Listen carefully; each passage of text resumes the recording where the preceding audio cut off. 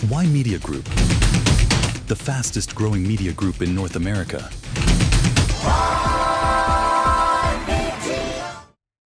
Hello everyone, my name is Yutu Jaswal. I'm the group writer at Y Media. Y Media Group ਵੱਲੋਂ ਤੁਹਾਡੇ ਸਾਰਿਆਂ ਦਾ channel Y radio Y ਦੇ ਉੱਤੇ ਔਰ Y Media ਦੇ ਸਾਰੇ ਪਲੇਟਫਾਰਮਸ ਦੇ ਉੱਤੇ ਬਹੁਤ-ਬਹੁਤ ਸਵਾਗਤ ਹੈ।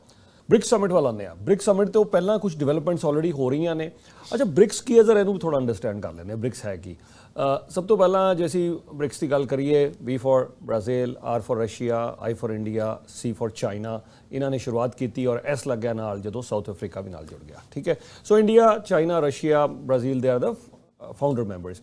ਓਵਰਆਲ ਜੇ ਅੱਜ ਅਸੀਂ ਬ੍ਰਿਕਸ ਦੀ ਗੱਲ ਕਰੀਏ ਤਾਂ ਬ੍ਰਿਕਸ ਦੇ ਵਿੱਚ ਤਕਰੀਬਨ ਅੱਜ ਦੁਨੀਆ ਭਰ ਦੀ 48% ਪੋਪੂਲੇਸ਼ਨ ਇਹਦੇ ਸ਼ਾਮਿਲ ਹੈ। ਇਸ ਤੋਂ ਇਲਾਵਾ $28 ਟ੍ਰਿਲੀਅਨ ਦਾ ਬਿਜ਼ਨਸ ਹੁੰਦਾ ਹੈਗਾ ਇਹਦੇ ਵਿੱਚ ਵਿਦਨ ਦ ਬ੍ਰਿਕਸ ਕੰਟਰੀਜ਼ ਜਿਹੜੀਆਂ ਹੈਗੀਆਂ ਨੇ। ਸੋ ਫਾਊਂਡਿੰਗ ਕੰਟਰੀਜ਼ ਹੁਣ ਇਹਨੂੰ ਐਕਸਪੈਂਡ ਕਰ ਰਹੀਆਂ, ਜਿਹਦੇ ਵਿੱਚ ਕਿ ਅਸੀਂ ਬ੍ਰਿਕਸ ਪਲੱਸ ਕਹਿ ਰਹੇ ਹੈਗੇ ਹਾਂ। ਤਾਂ ਕਾਫੀ ਸਾਰੀਆਂ ਕੰਟਰੀਜ਼ ਆਲਰੇਡੀ ਬ੍ਰਿਕਸ ਪਲੱਸ ਦੇ ਵਿੱਚ ਸ਼ਾਮਿਲ ਹੋ ਰਹੀਆਂ ਨੇ। ਕੁਝ ਹੋਰ ਕੰਟਰੀਜ਼ ਬਾਹਰ ਲਾਈਨਡ ਅਪ ਹੈਗੀਆਂ ਨੇ ਜਿਹੜੇ ਕਿ ਇਸ ਵੇਲੇ ਚਾਹੁੰਦੀਆਂ ਨੇ ਕਿ ਅਸੀਂ ਵੀ ਬ੍ਰਿਕਸ ਦੇ ਵਿੱਚ ਸ਼ਾਮਿਲ ਹੋ ਜਾਈਏ। ਫਿਰ ਅਕਸਰ ਇਹ ਵੀ ਗੱਲ ਕੀਤੀ ਜਾਂਦੀ ਹੈ ਕਿ ਜਿਹੜੇ ਬ੍ਰਿਕਸ ਹੈਗੀ ਆ ਜਿਹੜੀਆਂ ਵੈਸਟਰਨ ਕੰਟਰੀਜ਼ ਨੇ। ਹੁਣ ਜੇ ਅਸੀਂ G7 ਦੀ ਗੱਲ ਕਰੀਏ, ਪਹਿਲਾਂ G8 ਹੋਇਆ ਕਰਦਾ ਸੀ, ਜੇ ਤੁਹਾਨੂੰ ਯਾਦ ਹੋਵੇ ਰਸ਼ੀਆ ਉਹਦੇ ਵਿੱਚ ਸੀਗਾ, ਬਟ ਦੈਨ ਰਸ਼ੀਆ ਦੇ ਨਾਲ ਟੈਨਸ਼ਨਸ ਵਧੀਆਂ ਵੈਸਟਰਨ ਕੰਟਰੀਜ਼ ਦੀ, ਜਿਹਦੇ ਨਾਲ ਕਿ ਰਸ਼ੀਆ ਨੂੰ ਬਾਹਰ ਕਰ ਦਿੱਤਾ ਗਿਆ। ਸੋ G8 ਤੋਂ G7 ਰਹਿ ਗਿਆ। G7 ਕੰਟਰੀਜ਼ ਕਿਹੜੀਆਂ ਹੈ? G7 ਕੰਟਰੀਜ਼ ਜਿਹਦੇ ਵਿੱਚ ਕਿ ਅਮਰੀਕਾ ਵੀ ਸ਼ਾਮਿਲ ਹੈ, ਬ੍ਰਿਟੇਨ ਵੀ ਸ਼ਾਮਿਲ ਹੈ ਔਰ ਸਾਡੀ ਕੰਟਰੀ ਕੈਨੇਡਾ ਵੀ ਇਹਦੇ ਵਿੱਚ ਸ਼ਾਮਿਲ ਹੈ, ਜਰਮਨੀ ਵੀ ਹੈ। ਸੋ ਇਹ ਜਿਹੜੀਆਂ G7 ਕੰਟਰੀਜ਼ ਨੇ, ਇਹ ਜਿਹੜੀਆਂ ਡਿਵੈਲਪਡ ਕੰਟਰੀਜ਼ ਹੈਗੀਆਂ ਨੇ, ਜਿੱਥੇ ਪਰ ਕੈਪੀਟਾ ਇਨਕਮ ਹਾਈ ਹੈ, ਰਿਚ ਕੰਟਰੀਜ਼ ਨੇ, ਐਡਵਾਂਸਡ ਇਕੋਨਮੀਜ਼ ਨੇ, ਇਹ G7 ਕੰਟਰੀਜ਼ ਨੇ ਔਰ ਵੈਸਟਰਨ ਕੰਟਰੀਜ਼ ਨੇ। ਹੁਣ ਇਹਦੇ ਵਿੱਚ ਚਾਈਨਾ ਨਹੀਂ ਹੈ, ਮਾਈਂਡ ਯੂ, ਰਸ਼ੀਆ ਵੀ ਬਾਹਰ ਹੋ ਗਿਆ ਉਹਦੇ ਵਿੱਚ, ਔਰ ਇੰਡੀਆ ਤਾਂ ਸੀਗਾ ਹੀ ਨਹੀਂ ਕਦੇ G7 ਦਾ ਹਿੱਸਾ। ਦੈਟਸ ਵਾਈ ਦੇ ਐਕਸਪੈਂਡਡ ਇਟ ਟੂ G20। ਕਿਉਂਕਿ G20 ਕਿਉਂ ਬਣਾਇਆ? ਤਾਂ ਕਿ Saudi Arabia, Brazil, south Africa, India, ਉਹਨਾਂ ਸਾਰਿਆਂ ਨੂੰ ਵੀ G20 ਤਾਂ ਹੀ ਸੀਗਾ ਨਾ ਵੀ G7 ਸੰਮੇਲਨ ਹੋਇਆ ਕਰਦਾ ਸੀ ਜਾਂ G8 ਸੰਮੇਲਨ ਹੁੰਦਾ ਸੀ। G7 G8 ਸਮਿਟ ਉਹਨਾਂ ਨੇ ਕਿਹਾ ਕਿ ਯੂ ਕੈਨੋਟ, ਮਤਲਬ ਤੁਸੀਂ ਸਮਿਟ ਕਰ ਰਹੇ ਹੋ, ਇਹਦੇ ਵਿੱਚ ਇੰਡੀਆ, ਚਾਈਨਾ ਹੈ ਹੀ ਨਹੀਂ ਹੈ, ਬ੍ਰਾਜ਼ੀਲ ਨਹੀਂ ਹੈ, ਤਾਂ ਫਿਰ ਸਾਊਦੀ ਇਹ ਸਮਿਟ ਕਿੱਦਾਂ ਚੱਲੀ ਜਾ ਰਿਹਾ? ਤੇ ਉਹਨਾਂ ਨੇ G20 ਕਰ ਦਿੱਤਾ। ਲੇਕਿਨ G7 ਨੂੰ ਕਾਊਂਟਰ ਬੈਲੈਂਸ ਕਰਨ ਲਈ ਕੀਤਾ ਗਿਆ ਜਾਂ ਨਹੀਂ, ਇਹਦੇ ਬਾਰੇ ਕੋਈ ਖੁੱਲ੍ਹ ਕੇ ਤਾਂ ਨਹੀਂ ਬੋਲਦਾ, ਬਟ ਵੀ ਆਲ ਨੋ ਕਿਤੇ ਨਾ ਕਿਤੇ ਦੀ ਚਰਚਾ ਹੁੰਦੀ ਹੈ। ਸੋ G7 ਨੂੰ ਹੁਣ ਵੈਸਟਰਨ ਕੰਟਰੀਜ਼ ਦੇ ਸਾਹਮਣੇ ਬ੍ਰਿਕਸ ਆ ਕੇ ਖੜਾ ਹੋ ਗਿਆ। ਬ੍ਰਿਕਸ ਦੀ ਆਪਣੀ ਕਰੰਸੀ ਕਰਾਂਗੇ, ਆਪਣਾ ਪੇਮੈਂਟ ਸਿਸਟਮ ਕਰਾਂਗੇ, ਔਰ ਦੂਸਰੀ ਚੀਜ਼ ਕੀ ਹੈਗੀ ਹੈ ਕਿ ਜਿਹੜਾ ਨਿਊ ਵਰਲਡ ਆਰਡਰ ਦੀ ਜੇ ਦੀ ਗੱਲ ਕਰ ਰਹੇ ਹਾਂ, ਜਿਹਦੇ ਵਿੱਚ ਕਿ ਚਾਈਨਾ ਕਹਿੰਦਾ ਹੈ ਕਿ ਉਹ ਇੱਕ ਸੁਪਰ ਪਾਵਰ ਦਾ ਸਟੇਟਸ ਲੈਣਾ ਚਾਹੁੰਦਾ ਹੈ, ਰਸ਼ੀਆ ਅ ਡਿਕਲਾਈਨਿੰਗ ਪਾਵਰ, ਲੇਕਿਨ ਕਿਤੇ ਨਾ ਕਿਤੇ Russia still wants to maintain its relevance. ਤੋਂ ਚਾਈਨਾ ਇੱਕ ਨਵਾਂ ਸੁਪਰ ਪਾਵਰ ਸਟੇਟਸ, ਰਸ਼ੀਆ ਹੈ, ਔਰ ਇੰਡੀਆ ਦੇ ਰਸ਼ੀਆ ਨਾਲ ਵਧੀਆ ਤਾਲੁਕਾਤ ਨੇ। ਔਰ ਇੰਡੀਆ ਕਿਉਂਕਿ G7 ਦਾ ਮੈਂਬਰ ਇੰਡੀਆ ਵੀ ਨਹੀਂ ਹੈ, ਤਾਂ ਇੰਡੀਆ ਨੇ ਕਿਹਾ ਵੀ ਇਹ ਬਲੌਕ ਬੜਾ ਖੜਾ ਹੋ ਰਿਹਾ ਤੇ ਅਸੀਂ ਵੀ ਇਹਦੇ 'ਚ ਸ਼ਾਮਿਲ ਹੋਈਏ, ਫਾਊਂਡਿੰਗ ਮੈਂਬਰ ਇੰਡੀਆ। ਤੇ ਬ੍ਰਿਕਸ ਇਹ ਹੈਗਾ। ਔਰ ਤੁਸੀਂ ਅੰਦਾਜ਼ਾ ਲਗਾਓ ਕਿ ਜਦੋਂ ਜੇ ਮੈਂ ਅੱਜ ਦੀ BBC ਦੀ ਹੈਡਲਾਈਨ ਨੂੰ ਜੇ ਕੋਟ ਕਰ ਦੇਵਾਂ, BBC ਨੇ ਵਧੀਆ ਸਮ ਅਪ ਕੀਤਾ ਅੱਜ ਇਸ ਹੈਡਲਾਈਨ ਨੂੰ। BBC ਕਹਿੰਦੀ ਹੈ ਕਿ ਇੱਕ ਤਰਫ ਰਸ਼ੀਆ ਨੂੰ ਕਿਨਾਰਾ ਕਰਨ ਦੀ ਕੋਸ਼ਿਸ਼ ਕੀਤੀ ਗਈ, ਰਸ਼ੀਆ ਨੂੰ ਕਾਰਨਰ ਕਰਨ ਦੀ ਕੋਸ਼ਿਸ਼ ਕੀਤੀ ਗਈ, ਸੈਂਕਸ਼ਨਸ ਲਗਾਉਣ ਦੀ ਵੀ ਗੱਲ ਕੀਤੀ ਗਈ, ਲੇਕਿਨ ਉਸ ਦੇ ਬਾਵਜੂਦ ਰਸ਼ੀਆ ਅੱਜ ਕਜ਼ਾਨ ਰਸ਼ੀਆ ਦੇ ਵਿੱਚ ਜਿਹੜਾ ਸਮਿਟ ਹੋ ਰਿਹਾ ਹੈ, ਉਸ ਜਗ੍ਹਾ ਦੇ ਉੱਤੇ ਵਲਾਦੀਮੀਰ ਪੁਤਿਨ ਹੈ। ਹਜੇ ਵੀ ਬੜੇ ਲੀਡਰ ਗਿਣੇ ਜਾ ਸਕਦੇ ਨੇ। ਸ਼ੀ ਜਿਨਪਿੰਗ ਚਾਈਨੀਜ਼ ਪ੍ਰੈਜ਼ੀਡੈਂਟ ਉੱਥੇ ਪਹੁੰਚ ਰਹੇ ਨੇ। ਬਹੁਤ ਜ਼ਿਆਦਾ ਜਗ੍ਹਾ ਨਹੀਂ ਜਾਂਦੇ ਵੈਸੇ, ਹੁਣ ਜਾਣ ਲੱਗ ਪਏ ਨੇ ਥੋੜ੍ਹਾ ਬਹੁਤ। So Chinese president Xi Jinping ਸਾਹਿਬ ਉੱਥੇ ਪਹੁੰਚ ਰਹੇ ਨੇ। ਫਿਰ Indian prime minister Narendra Modi ਸਾਹਿਬ ਉੱਥੇ ਪਹੁੰਚ ਰਹੇ ਨੇ। ਇਸ ਤੋਂ ਇਲਾਵਾ UAE ਤੋਂ ਰਿਪਰੈਜ਼ੈਂਟੇਸ਼ਨ, ਸਾਊਦੀ ਅਰੇਬੀਆ ਤੋਂ, ਇਜਿਪਟ ਤੋਂ, ਟਰਕੀ ਵੀ ਕੋਸ਼ਿਸ਼ ਕਰ ਰਹੇ ਐਂਟਰੀ ਕਰਨ ਦੀ। ਪਾਕਿਸਤਾਨ ਨੂੰ ਬਾਈ ਦ ਵੇ ਇਨਵੀਟੇਸ਼ਨ ਨਹੀਂ ਗਿਆ ਇਸ ਵਾਰ, ਠੀਕ ਹੈ, ਉਹਦੇ 'ਤੇ ਅਸੀਂ ਬਾਅਦ ਦੇ ਵਿੱਚ ਆਉਂਦੇ ਹਾਂ। Pakistan certainly wants to join BRICS as well, and China ਉਹਨੂੰ ਸਪੋਰਟ ਵੀ ਕਰ ਰਿਹਾ। ਲੇਕਿਨ ਓਵਰਆਲ 20 ਸਟੇਟ ਹੈਡਸ, ਮਤਲਬ ਕੰਟਰੀਜ਼ ਦੇ ਪ੍ਰਾਈਮ ਮਿਨਿਸਟਰ ਜਾਂ ਪ੍ਰੈਜ਼ੀਡੈਂਟ ਜਾ ਰਹੇ ਨੇ, ਔਰ ਓਵਰਆਲ ਜਿਹੜੀ ਰਿਪਰੈਜ਼ੈਂਟੇਸ਼ਨ ਹੈਗੀ ਉਹ 30+ ਕੰਟਰੀਜ਼ ਦੀ ਬ੍ਰਿਕਸ ਦੇ ਵਿੱਚ ਹੋ ਰਹੀ ਹੈ। ਸੋ ਇਸ ਕਾਰਨ ਇਹ ਸਮਿਟ 2 ਦਿਨ ਦਾ ਸਮਿਟ ਬਹੁਤ ਜ਼ਿਆਦਾ ਇੰਪੋਰਟੈਂਟ। ਭਾਰਤ ਦੇ ਪ੍ਰਧਾਨ ਮੰਤਰੀ ਨਰਿੰਦਰ ਮੋਦੀ ਸਾਹਿਬ ਉੱਥੇ ਪਹੁੰਚਦੇ ਨੇ। ਤਸਵੀਰਾਂ, ਵੀਡੀਓਜ਼ ਅਸੀਂ ਤੁਹਾਨੂੰ ਦਿਖਾ ਰਹੇ ਹੈਗੇ ਹਾਂ। ਤਾਂ ਜਦੋਂ ਮੋਦੀ ਸਾਹਿਬ ਉੱਥੇ ਪਹੁੰਚਦੇ ਆ, ਇੰਡੀਅਨ ਪ੍ਰਾਈਮ ਮਿਨਿਸਟਰ, ਤਾਂ ਉਹਨਾਂ ਦਾ ਬੜਾ ਜ਼ਬਰਦਸਤ ਸਵਾਗਤ ਹੁੰਦਾ ਹੈ। ਇੰਡੀਅਨ ਡਾਇਸਪੋਰਾ ਤਾਂ ਹਰ ਜਗ੍ਹਾ ਹੀ ਹੈ, ਕਜ਼ਾਨ ਦੇ ਵਿੱਚ ਵੀ ਹੈ। ਔਰ ਫਿਰ ਉਸ ਤੋਂ ਬਾਅਦ Indian prime minister Narendra Modi ਸਾਹਿਬ ਦੀ ਮੁਲਾਕਾਤ ਰਸ਼ੀਅਨ ਪ੍ਰੈਜ਼ੀਡੈਂਟ ਵਲਾਦੀਮੀਰ ਪੁਤਿਨ ਹੋਣਾ ਦੇ ਨਾਲ। ਸੋ ਪੁਤਿਨ ਔਰ ਮੋਦੀ ਸਾਹਿਬ ਮੁਲਾਕਾਤ ਕਰ ਰਹੇ ਨੇ, ਔਰ ਇਸ ਮੁਲਾਕਾਤ ਦੇ ਵਿੱਚ Indian prime minister Narendra Modi ਹੋਣਾ ਨੇ ਕਿਹਾ ਹੈ ਕਿ ਇੰਡੀਆ ਇੱਕ ਇੰਪੋਰਟੈਂਟ ਰੋਲ ਅਦਾ ਕਰ ਸਕਦਾ ਹੈ ਰਸ਼ੀਆ ਯੂਕਰੇਨ ਜੰਗ ਦੇ ਵਿੱਚ। ਇਹ ਮੋਦੀ ਸਾਹਿਬ ਦਾ ਬਿਆਨ।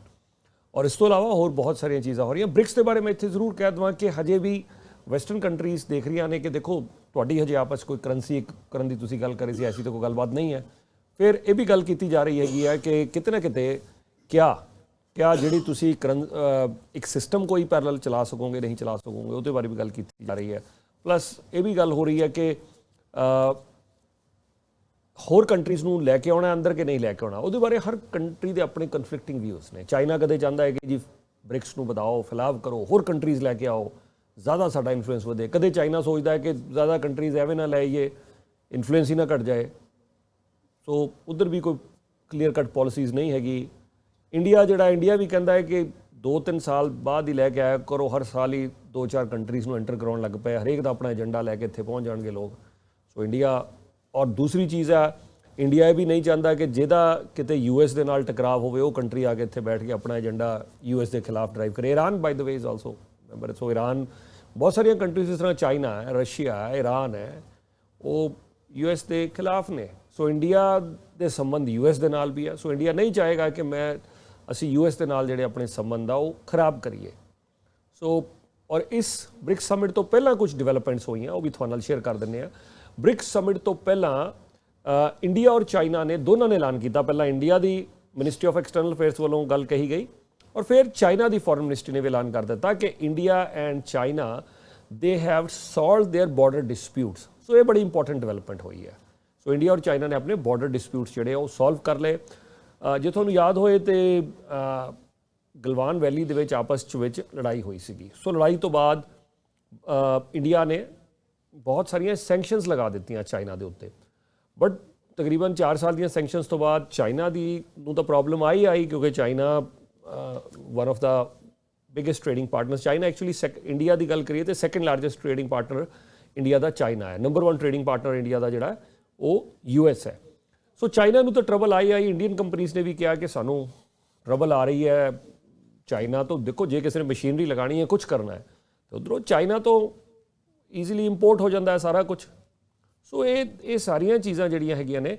सो उहदे विच इंडिया को भी दिक्कत आई तो उन्होंने कहा कि चलो ठीक है जी सैंक्शनस खत्म करो ट्रेड होर इनकरेज किया जाए तो India and China have a potential of 200-300 billion dollar का ट्रेड US और इंडिया की तो 500 बिलियन की गल हो रही है एंड इंडिया एंड चाइना तो होना ही होना है 2 लार्जेस्ट पॉपूलेशनस पहला चाइना अगे see in terms of population India अगे हो गया and demographically as well 2 very large countries so ये हुण डील हो गई फिर तमिलनाडु ਦੇ ਵਿੱਚ 2019 ਮਿਲੇ ਸੀਗੇ ਉਸ ਤੋਂ ਬਾਅਦ ਸ਼ੀ ਜਿਨਪਿੰਗ ਚਾਈਨੀਜ਼ ਪ੍ਰੈਜ਼ੀਡੈਂਟ ਔਰ Indian prime minister Narendra Modi ਆਪਸ ਦੇ ਵਿੱਚ ਬਾਇਲੈਟਰਲ ਮੀਟਿੰਗ ਨਹੀਂ ਹੋਈ ਕਿਤੇ ਮਿਲ ਗਏ ਹਾਈ ਹੈਲੋ ਹੋ ਗਈ ਕਿਸੇ G20 ਤੇ ਕਿਤੇ but that's okay but bilateral meeting ਨਹੀਂ ਹੋਈ ਸੋ ਇਹ ਬੜੀ ਇੰਪॉर्टेंट डेवलपमेंट ठीक है सो ये बहुत इंपॉर्टेंट डेवलपमेंट है और जो तस्वीर तुसी देख रहे हो this is a very significant picture मैं इसलिए कह रहा this picture is very significant कि तुसी जरा मैं फुल स्क्रीन पर दिखाना चाहांगा जो तुहानूं ये पिक्चर क्योंकि ये जिहड़ी पिक्चर है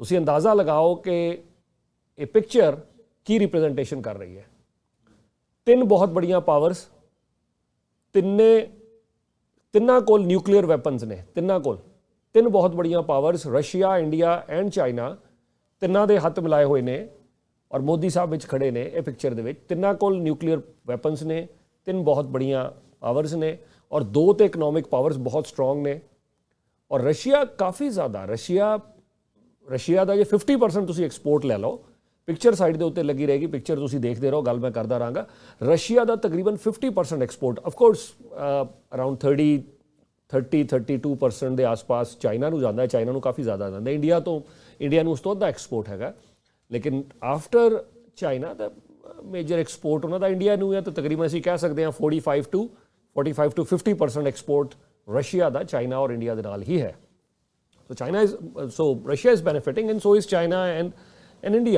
इंडिया अज भी रशिया तो सब तो ज़्यादा जो हथियार आते हैं और जो पुराने क्योंकि कल्ले आर्म्स नहीं है जी उस तो वो कहते जी जे तुसी बंदूकां लैणियां वो लै लो मिसाइल डिफेंस सिस्टम चाहिए है S-400 वो उन्होंने को अवेलेबल है सो हजे भी काफ़ी हथियार आ रहे हैं और पुराने हथियार के भी जोड़े पार्ट्स ने सप्लाईज ने जो कुछ भी है वो सारा हजे भी रशिया के नाल है no doubt India France US Israel होर कई कंट्रीज़ तो हुण वैपन्स इंपोर्ट कर रहे हैं बट रशिया हजे भी बहुत इंपॉर्टेंट प्लेयर है इन terms of trade in terms of और जदों हुणे ही सैंक्शनस लगियां रशिया ते चाइना और इंडिया दोनों ने अपनी जड़ियाँ ऑयल दियाँ नीड्स सीगियां energy needs in terms of oil ਔਰ ਇੰਡੀਆ ਨੇ ਤਾਂ ਰਸ਼ੀਆ ਤੋਂ ਸਸਤਾ ਤੇਲ ਲੈ ਕੇ ਰਿਫਾਈਨਰੀਜ਼ ਨੇ ਇਹਨਾਂ ਕੋਲ ਆਇਲ ਰਿਫਾਈਨਰੀਜ਼ ਦੇ ਵਿੱਚ ਰਿਫਾਈਨ ਕਰਕੇ ਅਮੰਗ ਅਦਰ ਕੰਟਰੀਜ਼ US ਤੱਕ ਨੂੰ ਵੇਚ ਦਿੱਤਾ ਇੰਡੀਆ ਨੇ। So India made lot of money out of that.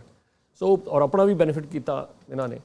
ਸੋ ਇਸ ਕਾਰਨ ਇਹ ਬ੍ਰਿਕਸ ਸਮਿਟ ਜਿਹੜਾ ਹੈ, ਅੱਛਾ ਟਰਕੀ ਜਿਹੜਾ ਹੈਗਾ ਉਹ ਵੀ ਐਂਟਰ ਕਰਨ ਦੀ ਗੱਲ ਕਰ ਰਿਹਾ। ਫਿਰ ਮੈਂ ਇੱਥੇ ਤੁਹਾਨੂੰ ਕੁਇਕਲੀ ਇਹ ਵੀ ਦੱਸ ਦਵਾਂ ਕਿ ਜਿੱਦਾਂ ਜਿੱਦਾਂ ਹੁਣ Saudi Arabia, UAE is a very important country now. Saudi Arabia, UAE, Egypt, Iran, Turkey, ਤੁਸੀਂ ਦੇਖੋ ਨਾ ਮਿਡਲ ਈਸਟ ਦੀਆਂ ਕਿੰਨੀਆਂ ਕੰਟਰੀਜ਼ ਆ ਗਈਆਂ। ਫਿਰ ਇੰਡੀਆ ਅੱਜ ਕੱਲ੍ਹ ਗਲੋਬਲ ਸਾਊਥ ਦੀ ਗੱਲ ਬਹੁਤ ਕਰ ਰਿਹਾ ਹੈ। ਅਫਰੀਕਨ ਨੇਸ਼ਨਸ ਦੀ ਇੰਡੀਆ ਬੜੀ ਗੱਲ ਕਰ ਰਿਹਾ ਹੈ। ਸੋ ਅਫਰੀਕਨ ਨੇਸ਼ਨਸ ਦੀ ਇੰਡੀਆ ਬਹੁਤ ਗੱਲ ਕਰ ਰਿਹਾ। G20 ਦੇ ਵਿੱਚ ਉਹਨੇ ਕਿਹਾ ਜੀ G21 ਅਫਰੀਕਾ ਐਜ਼ ਵਨ, ਅਸੀਂ ਇਹਨਾਂ ਨੂੰ ਸ਼ਾਮਿਲ ਕਰਦੇ ਹਾਂ G20 ਦੇ। G21 ਕਰਦੇ ਹੋ ਇਹਨੂੰ। ਇੰਡੀਆ ਨੇ ਬੜਾ ਅਹਿਮ ਰੋਲ ਅਦਾ ਕੀਤਾ। ਔਰ ਇੰਡੀਆ ਔਰ ਚਾਈਨਾ ਦੋਨਾਂ ਦਾ ਅਫਰੀਕਨ ਕੰਟਰੀ 'ਚ ਇਨਫਲੂਐਂਸ ਬਹੁਤ ਹੈ। ਹੋ ਸਕਦਾ ਹੈ ਅਫਰੀਕਨ ਕੰਟਰੀਜ਼ ਇਕਨੋਮਿਕਲੀ ਸ਼ਾਇਦ ਇੰਨੀਆਂ ਬੜੀਆਂ ਪਾਵਰ ਨਾ ਹੋਣ, ਮਿਲਟਰੀ ਦੇ ਤੌਰ 'ਤੇ ਨਹੀਂ, ਬਟ ਇਨਫਲੂਐਂਸ ਤਾਂ ਉਹਨਾਂ ਦਾ ਵੀ ਬਹੁਤ ਹੈ। So China, India both are trying to get more and more influence. ਔਰ ਦੂਸਰਾ ਕੀ ਹੈ ਕਿ ਬਹੁਤ ਸਾਰੀਆਂ ਹੋਰ ਕੰਟਰੀਜ਼ ਜਿਹੜੀਆਂ ਹੈਗੀਆਂ ਸਾਊਥ ਈਸਟ ਏਸ਼ੀਆ ਦੇ ਵਿੱਚ, ਉਹ ਵੀ ਇਸ ਗਰੁੱਪ ਨੂੰ ਜੁਆਇਨ ਕਰਨੀਆਂ ਚਾਹੁੰਦੀਆਂ ਨੇ, ਬ੍ਰਿਕਸ ਨੂੰ। ਸੋ ਕਾਫੀ ਇੰਪੋਰਟੈਂਟ ਡਿਵੈਲਪਮੈਂਟਸ ਹੋ ਰਹੀਆਂ। ਬਟ ਇੰਡੀਆ, ਮੈਂ ਇੱਥੇ ਇਹ ਵੀ ਕਹਿ ਦੇਵਾਂ, ਥੋੜ੍ਹਾ ਏਜੰਡਾ ਅਲੱਗ-ਅਲੱਗ ਵੀ ਹੈ। ਠੀਕ ਹੈ, ਰਸ਼ੀਆ ਦਾ ਏਜੰਡਾ ਕੀ ਹੈ ਜੇ ਅਸੀਂ ਓਵਰਆਲ ਦੇਖੀਏ? ਰਸ਼ੀਆ ਦਾ ਏਜੰਡਾ ਹੈ ਸੋਲ ਏਜੰਡਾ ਕਿ US ਜੇ ਉਹਨਾਂ ਨੂੰ ਦਬਾਉਣ ਦੀ ਕੋਸ਼ਿਸ਼ ਕਰ ਰਿਹਾ, ਰਸ਼ੀਆ ਦਾ ਇੱਕੋ ਇੱਕ ਏਜੰਡਾ ਹੈ ਕਿ ਅਸੀਂ ਉਹਨੂੰ ਕਾਊਂਟਰ ਕਰਨਾ ਹੈ। ਠੀਕ ਹੈ, ਇਹ ਰਸ਼ੀਆ ਦਾ ਏਜੰਡਾ ਹੈ US ਦੇ ਖਿਲਾਫ। ਚਾਈਨਾ ਇੱਕ ਸੁਪਰ ਪਾਵਰ ਸਟੇਟਸ ਆਲਮੋਸਟ ਮਿਲ ਗਿਆ ਹੈ। ਚਾਈਨਾ ਹੋਰ ਜ਼ਿਆਦਾ ਸਟਰੋਂਗ ਹੋਣਾ ਚਾਹੁੰਦਾ ਹੈ। ਚਾਈਨਾ ਇੱਕ ਐਸੀ ਸੁਪਰ ਪਾਵਰ ਬਣਨਾ ਚਾਹੁੰਦਾ ਹੈ ਕਿ ਉਹਨੂੰ ਕੋਈ ਚੈਲੰਜ ਨਾ ਕਰੇ, ਉਹਨੂੰ ਕੋਈ ਸਵਾਲ ਨਾ ਪੁੱਛੇ। ਔਰ ਇੱਕ ਚੀਜ਼ ਹੋਰ ਹੈ, ਚਾਈਨਾ ਕਹਿੰਦਾ ਹੈ ਕਿ ਇਹ ਬਲੌਕ ਚਾਈਨਾ ਨੂੰ ਵੈਸੇ ਵੀ ਸੂਟ ਕਰਦਾ ਹੈ। ਕਿਉਂ ਕਰਦਾ? ਉਹ ਕਹਿੰਦਾ ਜੀ ਇਸ ਬਲੌਕ ਦੇ ਵਿੱਚ ਟਰਕੀ ਹੋ ਗਿਆ, ਸਾਊਦੀ ਅਰੇਬੀਆ ਹੋ ਗਿਆ, UAE ਹੋ ਗਿਆ, ਰਸ਼ੀਆ ਹੋ ਗਿਆ, ਚਾਈਨਾ ਹੋ ਗਿਆ। ਇੱਥੇ ਕੋਈ ਕਹਿੰਦੇ ਡੈਮੋਕ੍ਰੇਸੀ, ਲਿਬਰਲ ਵੈਲਿਊਜ਼, ਇਹ ਛੱਡੋ ਜੀ ਇਹ ਕਹਾਣੀਆਂ। ਉਹ ਕਹਿੰਦੇ ਸਾਨੂੰ ਤਾਂ ਇਕਨੋਮੀ ਖੜੀ ਕਰੋ ਸਟਰੋਂਗ, ਪੈਸਾ, ਜੌਬਸ, ਇਹਦੀ ਗੱਲ ਕਰੋ। ਹਿਊਮਨ ਰਾਈਟਸ ਔਰ ਇਹ ਸਾਰੀਆਂ ਚੀਜ਼ਾਂ ਨਾ ਰਸ਼ੀਆ 'ਚ ਕੋਈ ਪੁੱਛ ਗਿੱਛ ਜ਼ਿਆਦਾ ਹੈ, ਨਾ ਚਾਈਨਾ 'ਚ ਹੈ। ਉਹ ਕਹਿੰਦੇ ਨਾ ਇੱਥੇ ਮਿਡਲ ਈਸਟ 'ਚ ਹੈ। ਸਭ ਜਗ੍ਹਾ ਆਪਣੇ ਹਿਸਾਬ ਦੇ ਨਾਲ ਹੀ ਲੀਡਰਸ ਚੱਲਦੇ ਨੇ। ਉਹ ਵੋਟਾਂ ਪਾ ਕੇ ਵੈਲਿਊਜ਼ ਵਾਲਾ ਸਿਸਟਮ, ਉਹ ਕਹਿੰਦੇ ਇੱਥੇ ਕੋਈ ਜ਼ਿਆਦਾ ਉਹਦੀ ਗੱਲ ਨਾ ਕੀਤੀ ਜਾਏ। ਦੂਸਰੀ ਤਰਫ ਸਾਰਾ ਜਿਹੜਾ ਹੈ ਉਹ ਰੂਲ ਬੇਸ ਹੈ, ਲਿਬਰਲ ਡੈਮੋਕ੍ਰੇਸੀਜ਼ ਹੈ। ਇੰਡੀਆ ਜ਼ਿਆਦਾ ਉਧਰ ਅਲਾਇੰਸ ਬਣਾ ਰਿਹਾ ਹੈ ਕਿ ਇੰਡੀਆ ਦੇ ਵਿੱਚ ਵੀ ਡੈਮੋਕ੍ਰੈਟਿਕ ਸੈਟਅਪ ਹੈ, ਇੰਡੀਆ ਚਾਹੁੰਦਾ ਹੈ। ਲੇਕਿਨ ਇੱਧਰ ਹੁਣ ਰਸ਼ੀਆ ਔਰ ਪੁਰਾਣੀ ਦੋਸਤੀ ਹੈ। ਸੋ ਇਹ ਸਭ ਕੁਝ ਇੱਥੇ ਚੱਲ ਰਿਹਾ ਹੈ। ਔਰ ਇਹਦੇ ਬਾਰੇ ਗੱਲ ਹੋਰ ਕਰਾਂਗੇ, ਬ੍ਰਿਕਸ ਦੇ ਬਾਰੇ। ਔਰ ਮੈਂ ਪੈਨਲ ਮੈਂਬਰਸ ਦੇ ਵਿਚਾਰ ਜਾਂ ਕੋਈ ਸਵਾਲ ਜ਼ਰੂਰ ਲੈ ਲਵਾਂ ਔਰ ਫਿਰ ਇਸ ਤੋਂ ਬਾਅਦ ਫਿਰ ਅਗਲੇ ਟੌਪਿਕ ਵੱਲ ਵਧਾਂਗੇ। ਕਾਫੀ ਕੁਝ ਹੋਰ ਵੀ ਹੈ ਬ੍ਰਿਕਸ ਸਮਿਟ ਦੇ ਬਾਰੇ, ਲੇਕਿਨ ਆਉਣ ਵਾਲੇ ਪ੍ਰੋਗਰਾਮਸ ਮੈਂ ਜ਼ਰੂਰ ਉਹ ਵੀ ਸ਼ੇਅਰ ਕਰਾਂਗਾ।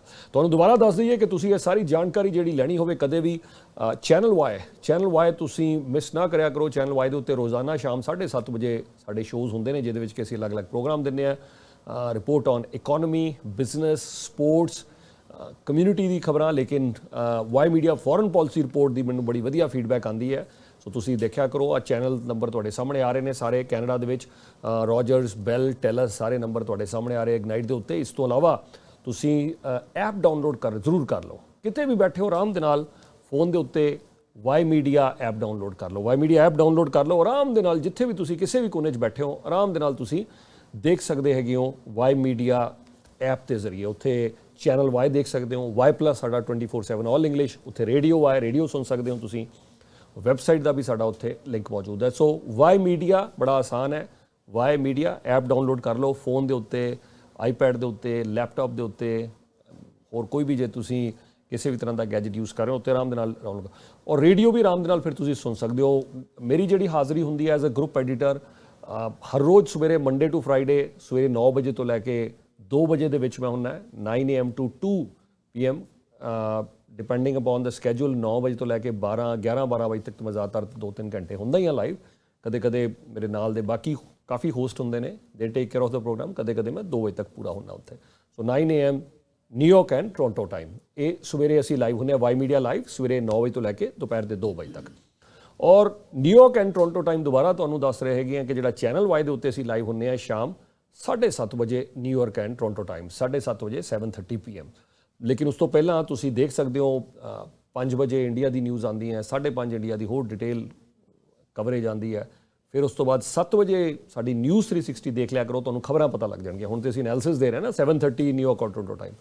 ਔਰ ਮੈਂ ਇੰਨੀ ਗੱਲ ਜ਼ਰੂਰ ਕਹਿ ਸਕਦਾ ਹਾਂ ਕਿ ਜੇ ਤੁਸੀਂ ਸਾਡਾ ਕੋਈ ਵੀ ਪ੍ਰੋਗਰਾਮ ਮਿਸ ਕਰੋਗੇ, ਕਈ ਵਾਰ ਫਿਰ ਅੱਗੇ ਕਈ ਪ੍ਰੋਗਰਾਮ ਤੁਹਾਨੂੰ ਵਧੀਆ ਲੱਗਣਗੇ ਪਰ ਉਨੀ ਡਿਟੇਲ ਸ਼ਾਇਦ ਨਾ ਸਮਝ ਸਕੋ ਕਿਉਂਕਿ ਬਹੁਤ ਸਾਰੀਆਂ ਸਾਡੇ ਕੋਲ ਖਬਰਾਂ ਹੁੰਦੀਆਂ ਨੇ ਸੋ ਜਿਹਦੇ ਕਾਰਨ ਕਿ ਦੁਬਾਰਾ ਦੱਸਣ ਦਾ ਤੇ ਕੋਈ ਬਿਲਕੁਲ ਸਕੋਪ ਹੀ ਨਹੀਂ ਹੈ। ਇੱਕ ਵਾਰ ਹੀ ਸਾਰਾ ਅਸੀਂ ਕਵਰ ਕਰ ਲਈਏ ਪੂਰਾ ਐਨਾਲਿਸਿਸ ਦੇ ਲਈ ਉਹੀ ਕਾਫੀ ਹੈ। ਸੋ ਦੁਬਾਰਾ ਕੋਈ ਸਕੋਪ ਹੀ ਨਹੀਂ ਹੈ। ਵਾਈ ਮੀਡੀਆ ਦੇ ਬਾਰੇ ਕੋਈ ਵੀ ਜਾਣਕਾਰੀ ਲੈਣੀ ਹੈ ਜੀ, ਐਪ ਅਸੀਂ ਕਿੱਦਾਂ ਡਾਊਨਲੋਡ ਕਰੀਏ, ਅਸੀਂ ਸਬਸਕ੍ਰਿਪਸ਼ਨ ਕਿੱਦਾਂ ਲਈਏ, ਹਰ IP ਬਾਕਸ ਦੇ ਉੱਤੇ ਅਵੇਲੇਬਲ ਹੈ। ਕੋਈ ਵੀ IP ਬਾਕਸ ਆ ਤੁਸੀਂ ਵਾਈ ਮੀਡੀਆ ਦੇ ਦੋਨੋਂ ਚੈਨਲ ਡਾਊਨਲੋਡ ਆਪਣੇ ਫੇਵਰੇਟ ਸੇਵ ਕਰ ਲਓ। ਵਾਈ ਮੀਡੀਆ ਦੇ 2 ਚੈਨਲ, ਇੱਕ ਚੈਨਲ ਵਾਈ ਜਿਹੜਾ ਪੰਜਾਬੀ, ਹਿੰਦੀ, ਉਰਦੂ ਔਰ ਇੰਗਲਿਸ਼ ਦੇ ਵਿੱਚ ਸਰਵ ਕਰਦੇ ਹਾਂ ਅਸੀਂ, ਔਰ ਦੂਸਰਾ ਸਾਡਾ ਵਾਈ ਪਲੱਸ 24/7 ਆਲ ਇੰਗਲਿਸ਼ ਦੇ ਵਿੱਚ ਹੈ ਇਹ ਚੈਨਲ। ਜਾਣਕਾਰੀ ਲੈਣੀ ਹੈ ਵਾਈ ਮੀਡੀਆ ਦੇ ਬਾਰੇ, ਨੰਬਰ ਤੁਸੀਂ ਥੱਲੇ ਨੋਟ ਕਰ ਲਓ, ਟੈਕਸਟ ਕਰ ਸਕਦੇ ਹੋ ਜਾਂ ਫੋਨ ਕਰ ਸਕਦੇ ਹੋ। ਬੈਟਰ ਹੈ ਕਿ ਟੈਕਸਟ ਕਰ ਦਿਓ, ਤੁਹਾਨੂੰ ਫੌਰਨ ਜਵਾਬ ਮਿਲ ਜਾਏਗਾ। ਇਹ ਰੇਡੀਓ ਦਾ ਨੰਬਰ ਹੈ, ਇੱਕ ਮਿੰਟ ਇਹ ਵੀ ਤੁਹਾਨੂੰ ਦੱਸ ਦੇਣਾ, ਜੇ ਰੇਡੀਓ ਸੁਣਨਾ ਹੈ ਤੁਸੀਂ ਫੋਨ ਦੇ ਜ਼ਰੀਏ, ਵੈਸੇ ਮੈਂ ਫਿਰ ਰეკਮੈਂਡ ਕਰ ਰਿਹਾ, ਹਾਈਲੀ ਰეკਮੈਂਡ ਕਰਾਂਗਾ ਐਪ ਦੇ ਜ਼ਰੀਏ ਸੁਣੋ ਕਿਉਂਕਿ ਐਪ ਦੇ ਵਿੱਚ ਕਲੈਰਿਟੀ ਬਹੁਤ ਵਧੀਆ ਹੈ, ਬਿਲਕੁਲ ਸਾਊਂਡ ਬਹੁਤ ਵਧੀਆ ਆਉਂਦਾ ਜਿੱਥੇ ਵੀ ਤੁਸੀਂ ਚਾਹੋਗੇ। ਫੋਨ ਦੇ ਵਿੱਚ ਵੀ ਸਾਊਂਡ ਵਧੀਆ ਹੈ ਬਟ ਜੇ ਤੁਸੀਂ ਚਾਹੁੰਦੇ ਹੋ FM ਕੁਆਲਿਟੀ ਵਧੀਆ ਰੇਡੀਓ ਸੁਣਨਾ ਹੈ ਤਾਂ ਰੇਡੀਓ ਐਪ ਦੇ ਜ਼ਰੀਏ ਸੁਣੋ।